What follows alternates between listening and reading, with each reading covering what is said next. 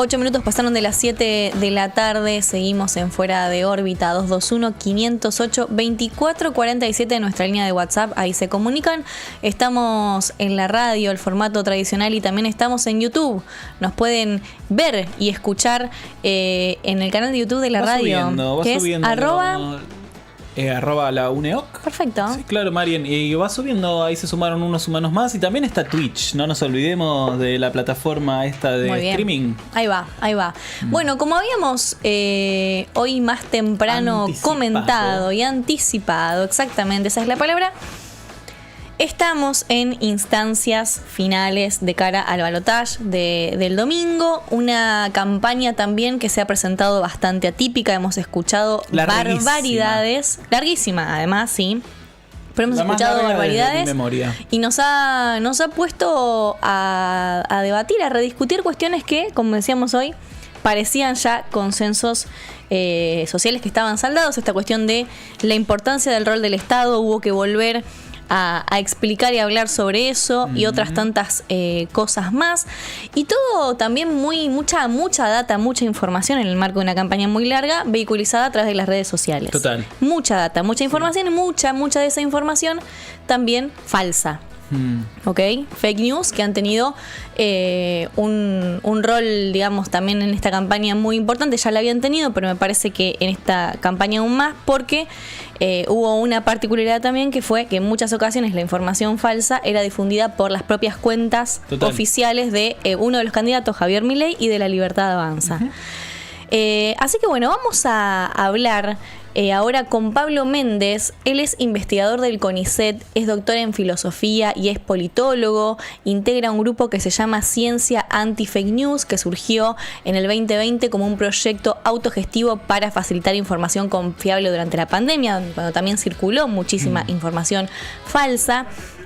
Con él queremos analizar las fake news que obviamente, como decíamos, se colaron en la campaña electoral, pero además vamos a conversar acerca de su trabajo, Milei y la batalla por las ideas. Y ahora él nos va a contar bien, pero acá él aborda la génesis del pensamiento de Milei y el crecimiento de la derecha, el desarrollo de la derecha en la República Argentina. Así que ya mismo lo vamos a saludar a Pablo. ¿Cómo estás? ¿Nos escuchás bien, Pablo? ¿Cómo andás? ¿Qué tal? Los escucho perfecto. Y te vemos también. Muy bien, excelente. Muy bien. Gracias por la comunicación, Pablo. Bueno, ahí un poquito nos interesaba particularmente hablar de lo atípico de la campaña, del peso que tuvieron también las noticias falsas, sobre todo en un momento de la campaña después de las generales fue muy fuerte, inclusive difundidas por el propio Javier Milei. Ustedes tienen un colectivo autogestivo de científicos, de investigadores que han estado trabajando en esto. Y contanos cuál es tu análisis al respecto en relación a esta campaña en particular. Bueno, primero una serie de aclaraciones. El grupo Ciencia Anti-Fake News nace en abril, mayo de 2020 a propósito de la pandemia y la difusión de fake news que se estaba dando en ese momento. Claro. Las fake news hasta ese momento se difundían más en procesos electorales. Se vio mucho en la campaña de Trump en 2015. Y en la campaña de Bolsonaro en Brasil en 2018. En 2020 vemos un crecimiento exponencial de las fake news en todo el mundo a propósito de la pandemia, y fue allí que con un grupo de investigadores, fundamentalmente investigadores del CONICET, pero también había otros compañeros y compañeras de otras disciplinas y de universidades públicas, se funda este grupo, y fue más que nada para desmentir noticias vinculadas con el manejo de la pandemia, las vacunas, el COVID, las cosas que se decían del COVID. Era más por esa línea. Ahí va. Lo que es ahora análisis de fake news en procesos electorales no hacemos puntualmente. Ok. Yo en este caso voy a hablar más a título individual. Exactamente. Eso, bien, perfecto. No en nombre del grupo, sino como investigador y politólogo que sos, pero también con experiencia en desarticular este tipo de informaciones falsas, ¿no? Más allá de que el grupo hoy no esté funcionando. Hay una cuestión, sí, el grupo funciona, pero no está abocado en esto en particular. Ahí está, perfecto. A analizar fake news en el marco de esta campaña. Hay varias cuestiones, porque las fake news aparecen, se difunden en situaciones donde estamos emocionalmente vulnerables, llamémoslo, de situaciones de vulnerabilidad colectiva. como fue la pandemia, por ejemplo, donde todos estábamos en una situación que nos dejaba dispuestas a creer cualquier noticia. Es ahí donde se inoculan este tipo de noticias, donde te agarran distraído, básicamente. Y en un estado de sensibilidad, que estás a flor de piel por la situación que estás viviendo, y estás más dispuesto a creer en cosas que tal vez en otro momento no creerías, y son noticias, en este caso fake news, ¿no es cierto?, que tienden a cristalizar preconcepciones, prejuicios o ideas previas que ya traes. Esto nos puede pasar a cualquiera, no es solamente que le puede pasar a un solo sector de la población. En la pandemia vimos que nos pasaba a todos, o casi todos y todas fuimos víctimas de alguna fake news. Ahí va. Hoy en día yo creo que estamos en estos días previos al balotaje y en este proceso electoral creo que estamos en un nivel superior, por decirlo de alguna manera, porque ya es un punto donde uno ya directamente todo parece una fake news, todo parece realidad, no se sabe bien que yo a veces escucho, lo digo sinceramente, a veces he escuchado cosas que dice Milei o referente a la libertad avanza y creo que son fake news. Tal cual, vas a chequear y son verdad. Tal cual, sí, exactamente. O sea, entonces, lo que dice, hay un juego raro ahí, ¿no? Exactamente, lo que dicen los candidatos de la libertad avanza muchas veces le compite muy de cerca a una fake news. Digo, pero además dicen muchas cosas que no son ciertas, ¿no? Que también eso, y lo difunden, pero digo, al nivel de la barbaridad, digamos, ¿no? Eso digo, de la burrada, por ponerlo en otros términos también, más coloquiales, si se quiere. Mira, yo me detengo puntualmente en las propuestas que hacen y en las declaraciones que hacen, que lo vemos diariamente. Hoy la diputada Lidia Lemoine le dijo a una periodista de Canal 7 que iban a privatizar Canal 7 y que haga bien su trabajo, lo cual me parece algo muy grave. Muy grave. Para lo que es la libertad de expresión. Y eso no es una fake news, eso pasó. Como muchas otras cosas que vemos diariamente. Y uno se pregunta, ¿qué ha pasado estos últimos 4 años, 6, 8 años si querés? Que una serie de dichos, de apariciones que antes te podían costar una elección, hoy entendés que al hacer cosas así le estás hablando a un electorado que te puede votar y podés reforzar el voto de cierto electorado. Algo ha pasado ahí, y acá ya me parece que estamos más allá de las fake news.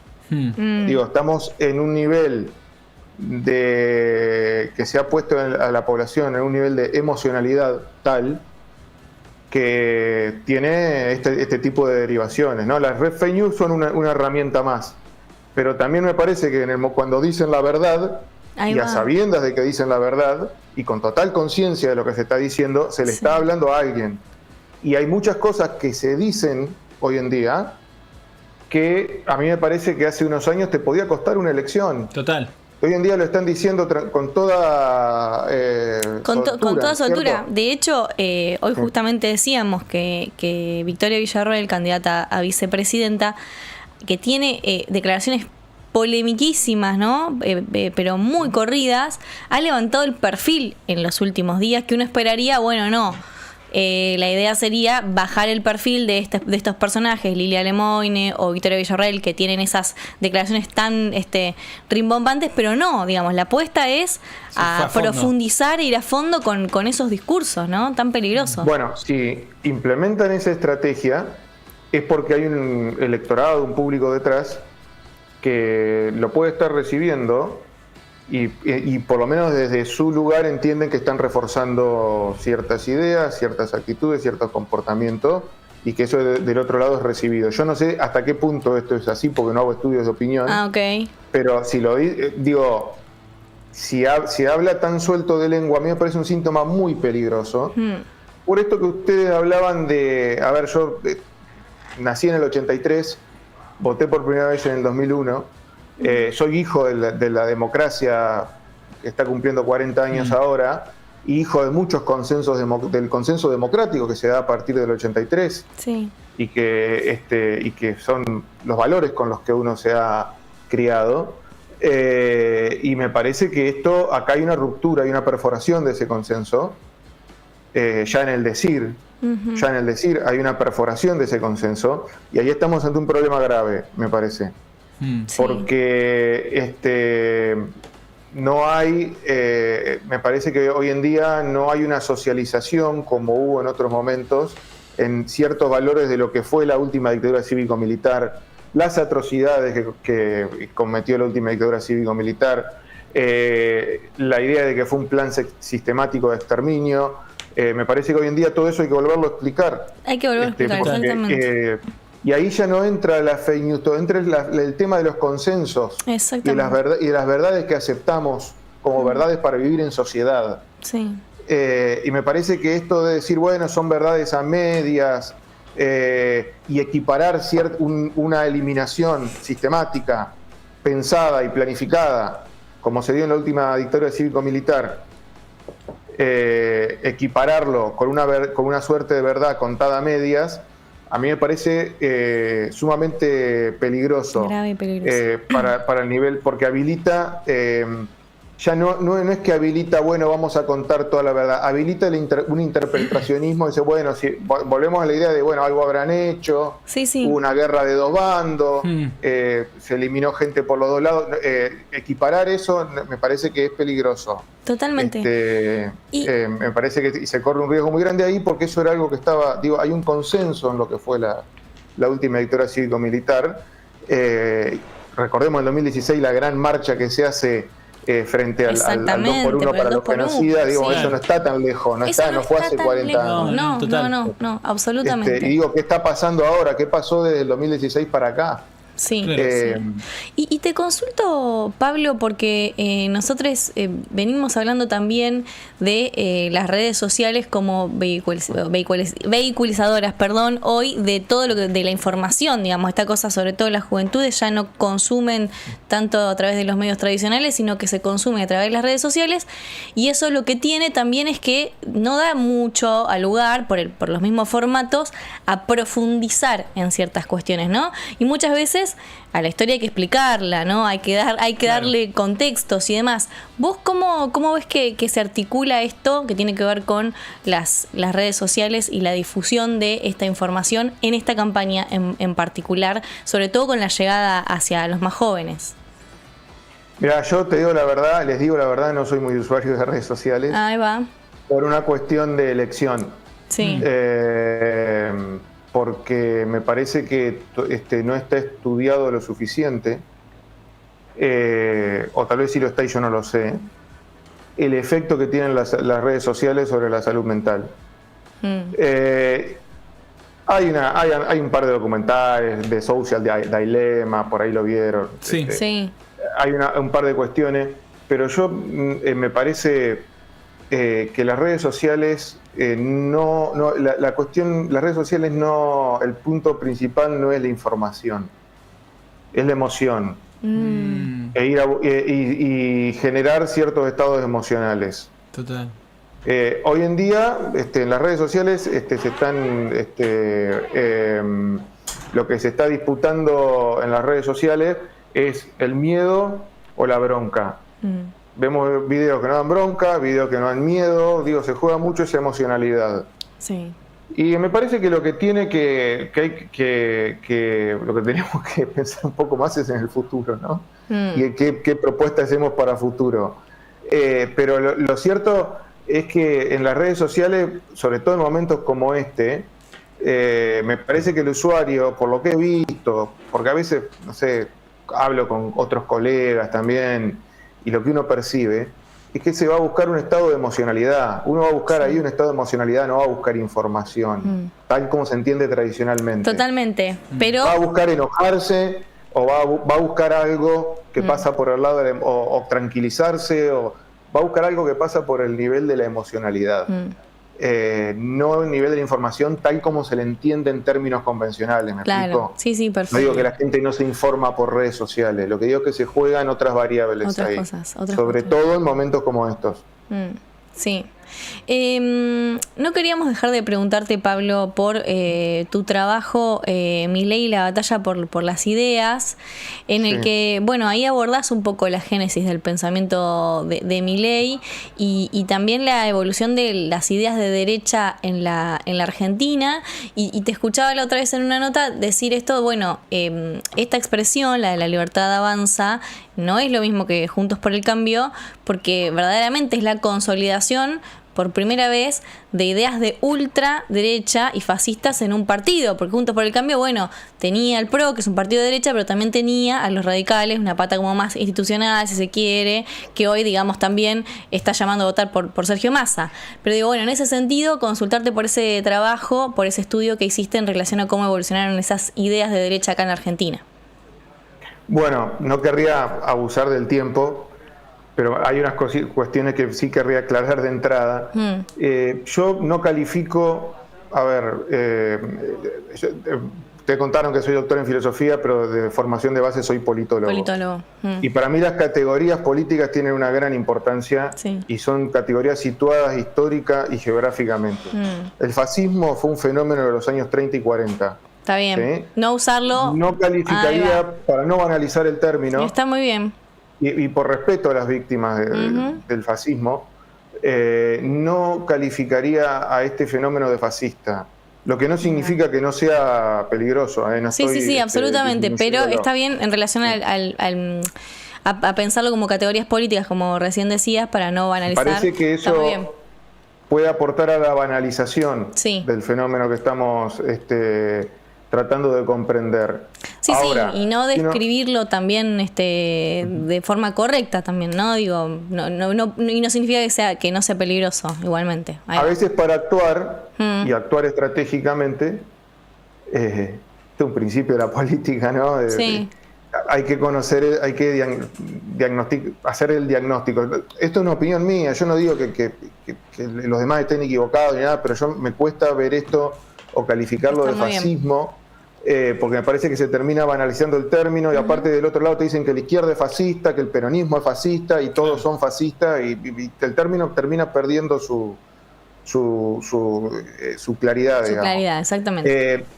La historia, lo que yo he tratado de mostrar es que las propuestas de Milei y las ideas no son nuevas, porque a veces uno escucha votantes o simpatizantes y dice, bueno, voy a votar a Milei porque es nuevo, pero ¿qué es lo que tiene de nuevo? Puede tener la forma de nuevo, alguna cuestión hasta estética, si vos querés, la verborragia, pero en términos de ideas, que es por lo menos lo que más me interesa analizar, porque es lo que después se va a aplicar en un eventual gobierno de este candidato, las ideas de Milei tienen más de medio siglo circulando en Argentina. Si vos querés, para hacer un juego de espejo, son casi tan viejas como el peronismo, o tan nuevas, no sé.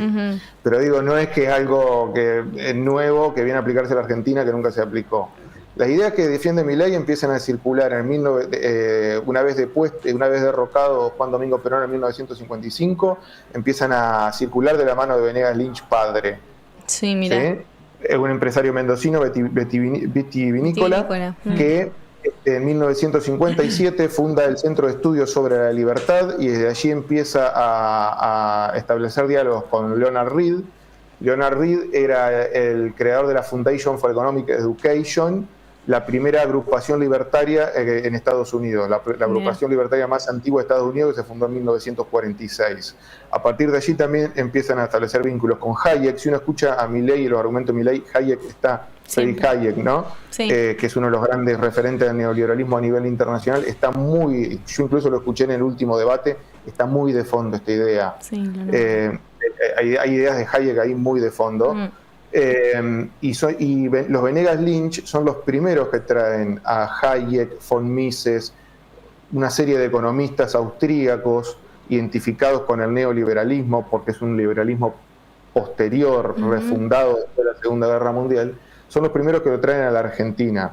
Por eso Venegas Lynch, por eso Milei reivindica tanto a Venegas Lynch. Dije, se me escapó Alzogaray porque Álvaro Alzogaray, recordado por la frase que pasara el invierno cuando fue ministro de Economía de Frondizi, fue otro de los que trae estas ideas a la Argentina.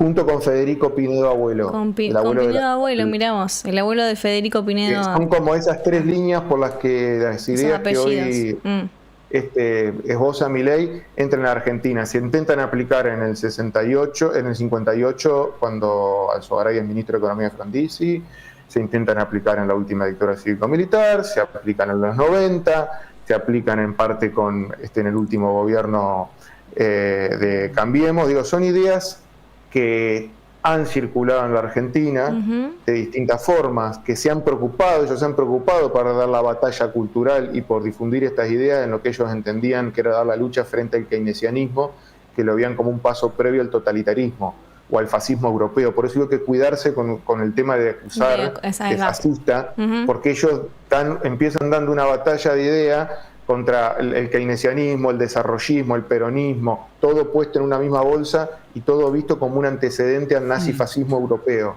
Sí. Esto lo planteaba Hayek en 1944. Claro.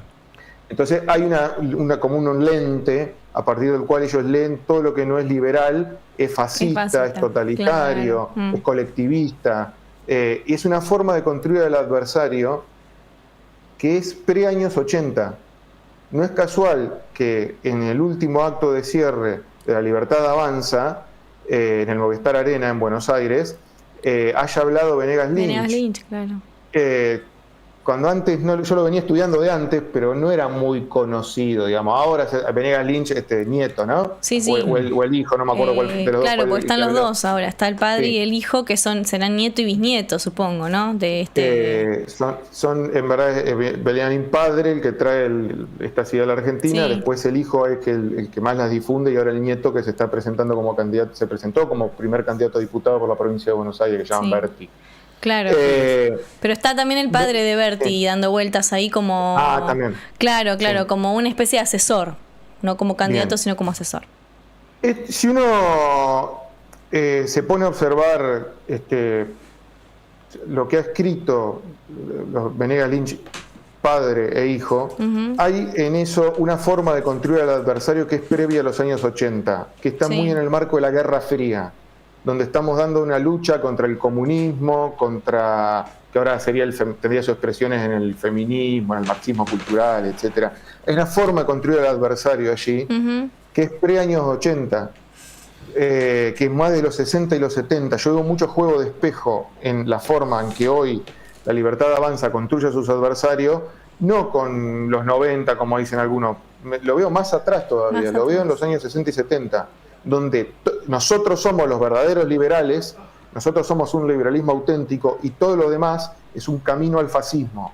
Por eso te podían llegar a decir la reta es socialista, claro. Que lo escuchamos. Los artistas son comunistas. Digo, tiene esa forma de dicotomizar y de construir al enemigo, que son enemigos en un punto, no son adversarios políticos. Lo cual también polariza muchísimo el campo político y bueno, nos lleva a este escenario en el que estamos actualmente. Totalmente. Pablo, y para terminar, me interesa muchísimo el artículo, leí lo que habías escrito en página 12, y no sé si es el artículo completo o si es un fragmento, pero es muy, muy interesante esto, que además es algo que vos ya venías investigando y ahora, bueno, te encuentra este escenario, pero bueno, no quería dejar de consultarte cómo la ves, porque si hay algo que también ha ocurrido en el marco de esta campaña es como lo impredecible del comportamiento del electorado, ¿no? Un resultado en las PASO, otro bastante diferente en las generales, y ahora la incertidumbre, obviamente encuestas que no terminan de reflejar la realidad si las comparamos con lo que ha pasado en las elecciones anteriores. ¿Cómo ves el escenario hoy? Mirá, la pregunta que me estás haciendo es una pregunta que habría que hacerle a gran parte de la intelectualidad aquí en este país, porque hay como una incógnita, ¿no? Siempre está, que lo hemos visto en estas últimas estas últimas dos contiendas electorales, que cómo piensa el llamado, entre comillas, hombre-mujer de la calle, que es como una X. Sí. Porque cuando uno habla con colegas ya sabe cómo piensan, saben la orientación política, siempre en su entorno inmediato uno tiene más o menos idea de cómo piensan los demás. Pero está ese hombre de la calle que es como una X, que mientras más nos acercamos más se aleja, es como una gran incógnita, ¿no? Y como que mientras más vamos acercándonos, más se aleja. ¿Y quién es ese sujeto? No sabemos quién es ese sujeto. Y ese sujeto resulta que es el que siempre da las sorpresas. El que ha dado la sorpresa en las PASO, el que ha dado la sorpresa en las generales. Ahora, acá hay un problema, te digo, porque decía un poco irónicamente, la pregunta que me haces es una pregunta que habría que hacer a la intelectualidad argentina, porque la sociología argentina y la ciencia política de la que yo vengo, y acá me hago cargo también, se ha quedado más en la estadística, en la encuesta, en los números, en lugar de, y ha dejado todo ese trabajo también a las consultoras, en lugar de interrogar cuáles son los patrones culturales, interrogar y hacer trabajos. Hablo más, es una opinión a título personal, no digo que no se haga, pero me parece que hay un camino por recorrer ahí. En lugar de interrogar cuáles son los patrones culturales de nuestra sociedad, de la sociedad en la que vivimos. Es cuando, por lo menos políticamente, lo que yo veo en estas elecciones es que nadie tiene las herramientas conceptuales y de todo tipo para comprender la conducta, al menos a nivel electoral, de la sociedad en la que vivimos. Y eso es una falencia. Es una falencia que tenemos desde cierto lugar de la intelectualidad argentina, que no puede llegar a comprender el sujeto. Ahí va. Y yo en otros países eso no sé, ahora tal vez pase en otros países del mundo, pero no siempre ha sido así. Hay que repensar también cómo, qué es ese sujeto, que es el sujeto que somos nosotros también, porque no vemos las cosas desde una plataforma, y cómo piensa, qué variables intervienen a la hora de decidir su voto y cómo termina decidiendo. Nadie lo comprende, es un juego casi adivinatorio. Yo creo que esta elección, posiblemente todos pensamos en el fondo que al igual que las otras dos elecciones va a haber una sorpresa. No sabemos por dónde, pero las últimas dos elecciones los resultados fueron sorpresivos. Por esta X de que hay una serie de una parte de la población que no sabemos cómo votan, no terminamos de descifrar qué variables ponen la balanza, y bueno, también en parte eso es lo interesante de la política, es impredecible. Es impredecible, absolutamente. El día que podamos calcular la política algorítmicamente, tendríamos un problema muy serio, ¿no es cierto? Porque la política justamente es que tenga niveles de impredecibilidad. Aunque sean niveles de impredecibilidad, yo por lo menos que voto del 2001, nunca había visto en mi vida niveles de un estado emocional de la población. Ahí va.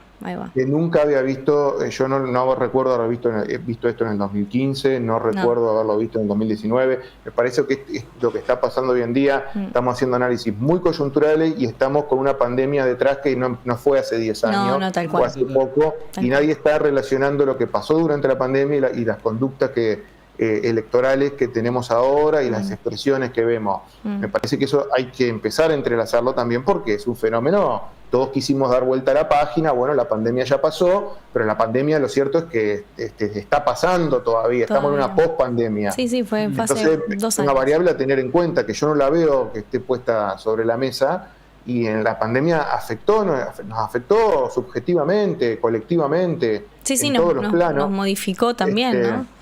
Desmovilizó a una parte de la ciudadanía. Entonces, ahí me parece que, bueno, esto lo que estamos viendo tal vez sean efectos de la pandemia, que nos afectó a todos, de una manera u otra. Nadie salió indemne de eso. Exactamente.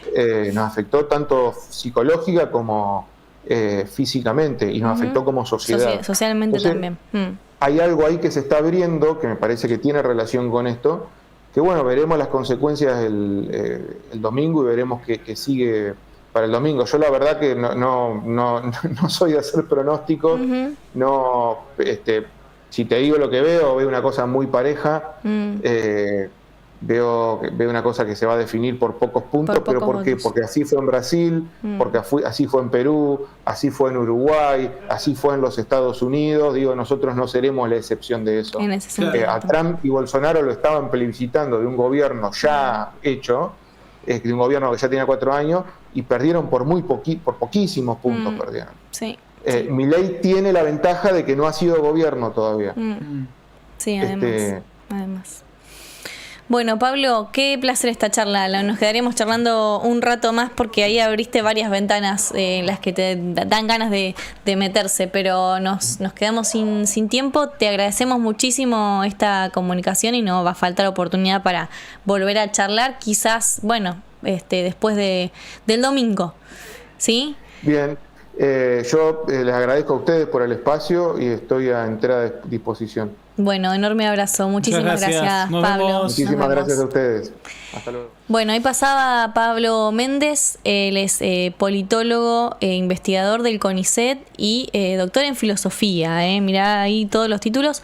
Analizábamos un poco, me parecieron dos cosas muy interesantes que dijo. Una, la emocionalidad con la que se está viviendo la elección. Ahí hubo un plot twist de cómo venía interpretando las redes sociales. Sí, eso me parece. Exactamente, y lo de las redes sociales en relación a lo emocionales que son, ¿no? Que uno es verdad no va a buscar información, sino que va a buscar algo más emocional y después, obviamente te topás con información, mucha de ella falsa, pero me pareció muy interesante esto de que él decía, voto desde el 2001 y nunca había vivido, ¿no?, una elección con tanta emocionalidad. Y después también esta cosa de lo impredecible del escenario por lo impredecible de los comportamientos del electorado y sociales, algo que él linkea un poco también con la pandemia. Hay un montón de cuestiones que todavía no hemos llegado a comprender como sociedad, cómo nos han impactado, así que muy interesante, y recomiendo que vayan a leer ese trabajo que hizo, en el que profundiza en torno a de dónde vienen esas ideas de Javier Milei, que no son para nada nuevas,